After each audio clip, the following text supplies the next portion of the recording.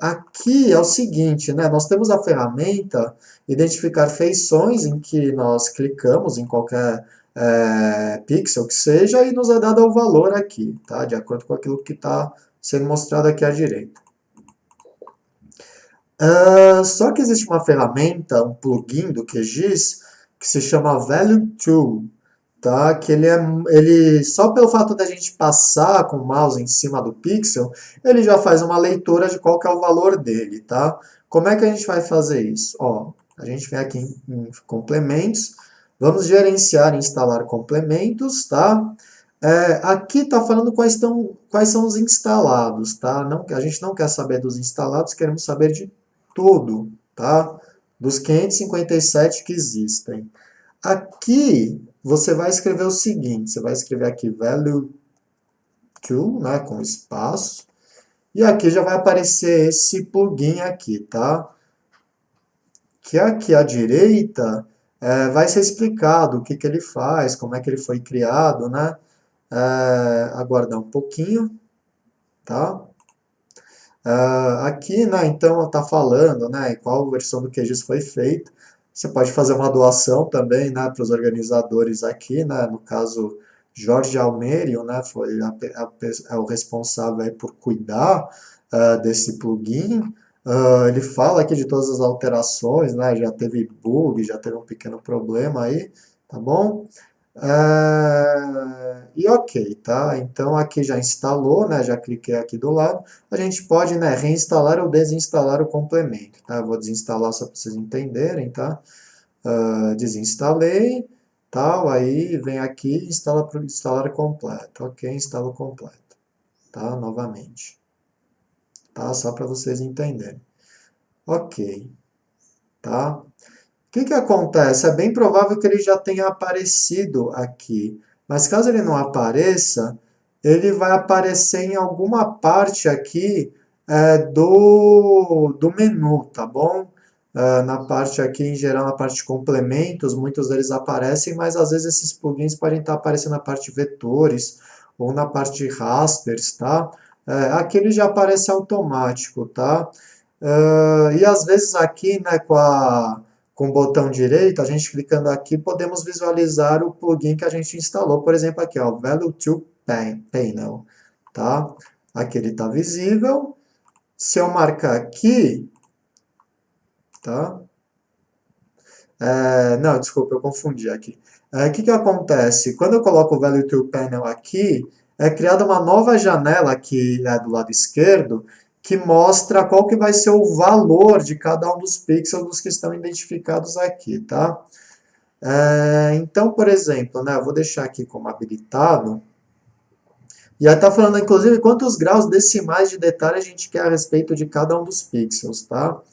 A gente clica aqui em Value To, tá?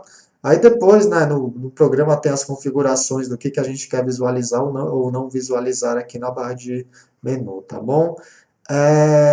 Aqui, por exemplo, né, tá falando aqui, peraí, aqui, isso, out of extent, ou seja, ele está desculpa, tem que tá marcado aqui a camada de raster que a gente vai trabalhar, tá bom? Vai visualizar, né, o valor dos pixels. Aqui no value to, aqui está falando out of extent. O que significa out of extent? A gente está fora da extensão do limite, né, do retângulo que representa o raster inteiro. Tá? Eu falo retângulo, mas o raster pode ser que ele tenha outro formato, pode ser um círculo, enfim, qualquer coisa que seja bidimensional. Tá? A partir do momento em que eu passo em cima dele, olha, já está mostrando o valor de cada pixel, 700, 800, 840, 70, né? Porque eu estou passando aqui por uma área que ela vai tendo uma cor cada vez mais escura, ou seja, uma altitude cada vez mais alta. 875, aí na medida que eu vou aproximando do amarelo, vai diminuindo aqui, né? 700, tal, e vai diminuindo na medida que eu vou passando por esse vale. E aí, esse pico aqui, por exemplo, tá? Então, é uma forma muito mais direta da gente ler os pixels do que clicando um por um aqui pelo identificar feições, tá bom? Então, né, essa era a principal dica que eu tinha para dar. Só que antes da gente sair daqui e voltar para o Google Earth, Eu posso chegar aqui no modelo digital de terreno, em propriedades, na parte de simbologia, salvar esse gradiente de cores. Então, vamos supor que a gente vai criar vários arquivos ipsométricos, né? Por exemplo, aqui eu já tenho a minha palheta de cores ipsométricas, tá bom? Você pode criar a sua ao longo do tempo, das combinações de cores, de acordo com os assuntos aí que você for estudando, trabalhando em cima aí dos rasters, tá bom? Aqui, por exemplo, podemos aqui salvar o gradiente de cores, e aqui fala, né, qual que é o nome que a gente quer dar? Eu vou colocar aqui, por exemplo, ipsométrico 2, tá? E aí o tag, né, que a gente quer colocar, a escala de cinza, a topologia, você escolhe aqui o que você quiser, tá? Eu vou colocar aqui colorido, né, colorful, tá? Posso colocar aqui inclusive em português, tal, separe várias tags com vírgulas, tal, tá bom? E porque pode ser colorido, mas pode ser também showcase, enfim, pode ser para informações topológicas, né? Vamos ver isso aqui na parte de vetores.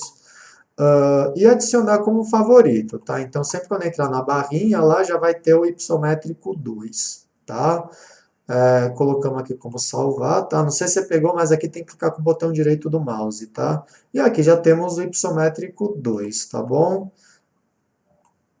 Ok, né? Já está tudo certinho. Ok, tá. Então aqui a gente finaliza a parte de rasters, tá? Vocês configuram aqui livremente da forma como vocês quiserem as cores, inclusive os detalhes, e assim como o outro, né? A gente pode também aplicar aqui a transparência para ele, tá? Por exemplo, aqui 50%, tá? Então agora, eu navegando aqui no mapa, claro que não tá, dá para ver com muito detalhe os diferentes tons de amarelo e tal, mas, por exemplo, eu já sei que aqui a altitude é muito maior do que aqui, tá? Se eu tirar aqui a parte de terreno, eu posso ver que aqui existe uma declividade pelo sombreamento e tal, mas não dá para ter uma certeza muito grande de qual que é a altitude aqui. E olha, se eu juntar aqui essa informação com o value to, aqui tem que ver se está habilitado, né? Aqui a janela, né? Olha, eu passo em cima aqui da imagem do Google Earth e eu já sei a altitude de cada um dos pontos. Olha que bacana.